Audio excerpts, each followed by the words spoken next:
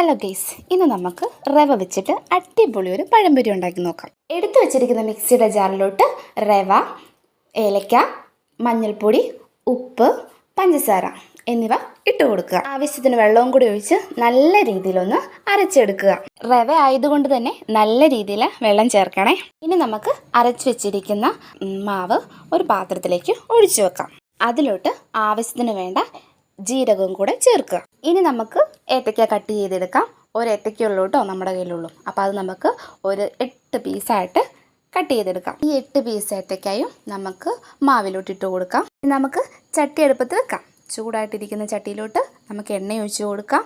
എണ്ണ നല്ല രീതിയിൽ ചൂടായിട്ട് വരുമ്പോൾ അതിലോട്ട് നമ്മുടെ ഏത്തയ്ക്ക ഇട്ട് കൊടുക്കാം. അങ്ങനെ നമ്മുടെ പഴംപൊരി ഇവിടെ നല്ല രീതിയിൽ സെറ്റാകുന്നുണ്ട്.